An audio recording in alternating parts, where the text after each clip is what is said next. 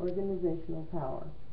The text defines the sources of power as coercive power involves a dependent relationship between the driving agent and the recipient of force.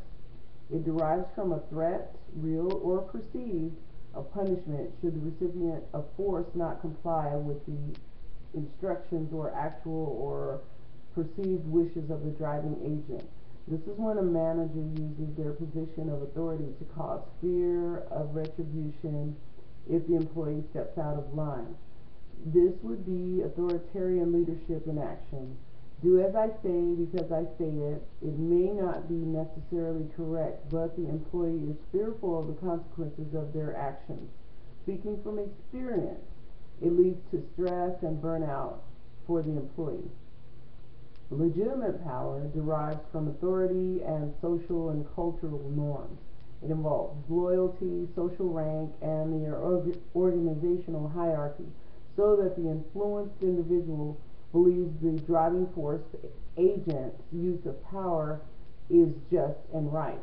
This is when the employee recognizes that the authority is correct in their decisions and directives. The employee sees it as good. Referent power derives from the driving agent's personal charisma and its effect on the recipient of influence.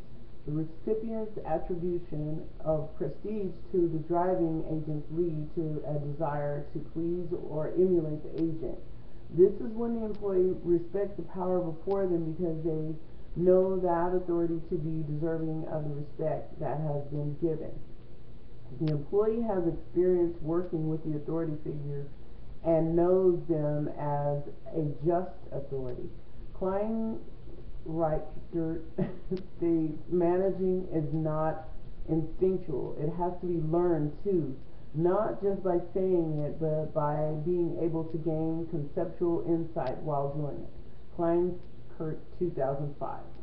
Expert power derives from the recipient's perception of knowledge possessed by the driving agent of force. Its strength varies with the perceived extent of the agent's knowledge.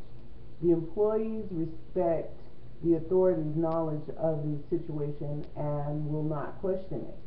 Again, the employee has seen the authority's experience in effect.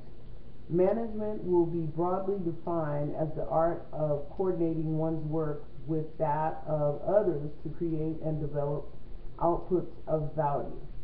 And finally, reward power provides an incentive for the person on the receiving end of the influence to change his or her behavior, expecting to receive a reward or recognition. This is when the employee does what they are told because they want to reap the benefits of complying with the authority. They may see that the situation is not quite right or could have been done more efficiently, but go along with it to receive the reward or recognition. Power and conflict are inevitable in healthcare organizations.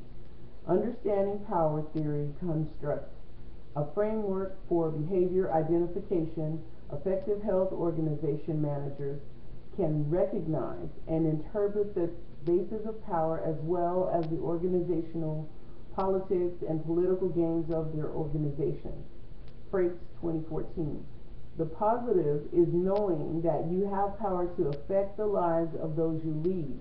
It is the ability to utilize the power to achieve goals for the organization and inspire the workers in that organization. My references are Frakes, J., 2014, Healthcare Management Theory in Action, San Diego, California, Bridgepoint Education Incorporated. Kleinreicher, Manager's Theory and Practice on What Do We Base Experience Reflection, Academy of Management, Learning, and Education. Murdoch, A.D., Practitioners as Managers, The Need for Theory Social Work. The last two references were retrieved from the Ashford Library EBSCO host. Thank you.